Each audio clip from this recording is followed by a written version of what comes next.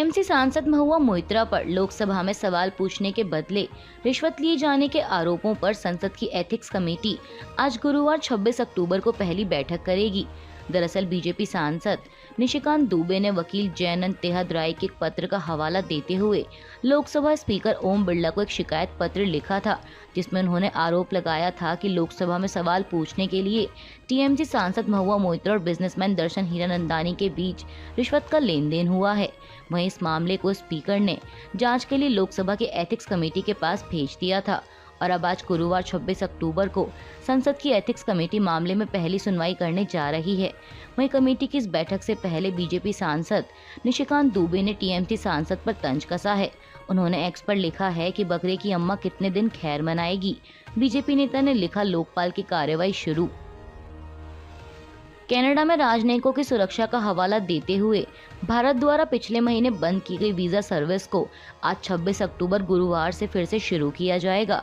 इस बात की जानकारी देते हुए कनाडा में भारतीय उच्चायोग ने कल बुधवार 25 अक्टूबर को एक्स पर लिखा कि ओटावा में भारतीय उच्चायोग और टोरंटो एवं वैंकूवर में उसके महावाणिज्य दूतावास सुरक्षा और संरक्षा कारणों की वजह से वीजा सर्विस को अस्थायी रूप से निलंबित करने के लिए मजबूर हुए थे, लेकिन अब सुरक्षा स्थिति की समीक्षा करने के बाद कुछ बातों पर विचार किया गया है और इस संबंध में कनाडा के हालिया उपायों को देखते हुए कुछ कैटेगरीज जिनमें प्रवेश visa, business visa, medical visa और कॉन्फ्रेंस वीजा शामिल है कि सर्विस को 26 अक्टूबर से फिर से शुरू करने का निर्णय लिया गया है। आगे कहा गया है कि उच्चायोग और महावाणिज्य दूतावास आपातकालीन स्थितियों के मद्देनजर कदम उठाते रहेंगे, जैसा कि वर्तमान समय में किया जा रहा है। हालात के निरंतर मूल्यांकन के आधार पर आगे के फैसले लिए जाएंगे, जैसा उचित होगा सूचित किया जाएगा। आपको बता दें कि खालिस्तानी आतंकी हरदीप सिंह निज्जर की हत्या के मामले में हाल ही में कनाडा द्वारा भारत पर लगाए गए आरोपों के बाद से ही दोनों देशों के बीच लगातार तनाव की स्थिति बनी हुई है। लेकिन अब ऐसे में भारत द्वारा उठाए गए इस कदम से माना जा रहा है कि दोनों देशों के बीच तनाव कम हो सकता है। देश को भारत कहें या इंडिया, इस बात को लेकर तो बहस कई दिनों से जारी है।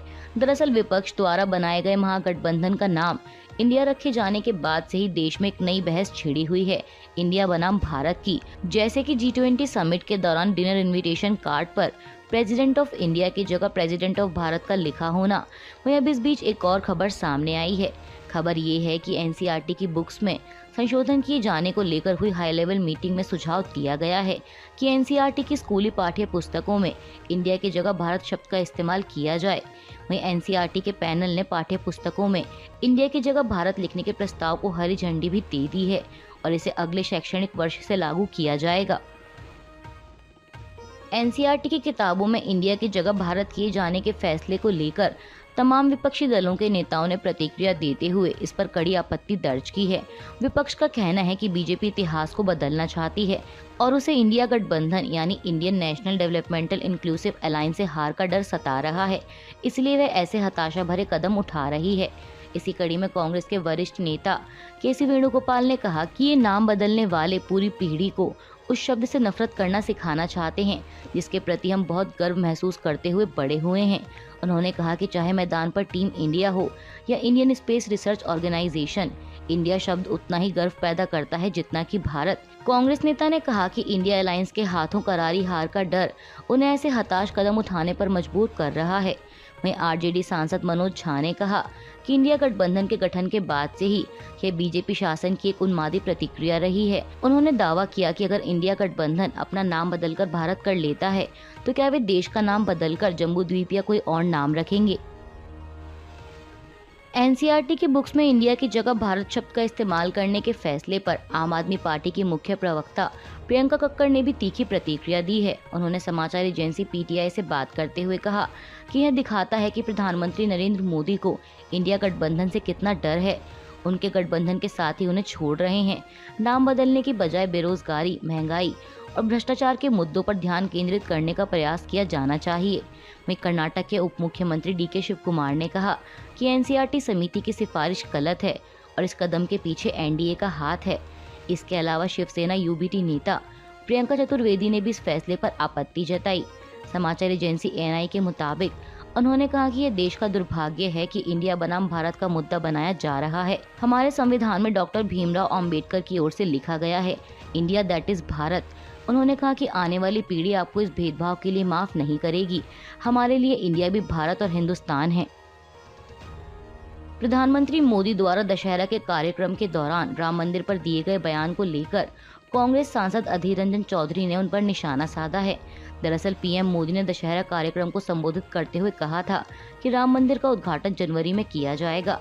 वहीं अब उनके इस बयान को लेकर कांग्रेस सांसद अधीर रंजन चौधरी ने मीडिया से बात करते हुए कहा कि राम मंदिर का राजनीति से कोई संबंध नहीं है। भारतीय हजारों वर्षों से राम की पूजा करते आ रहे हैं, लेकिन अचानक मोदी राम भक्त बन गए हैं और देश को धर्म के आधार पर बांटने की कोशिश कर रहे हैं।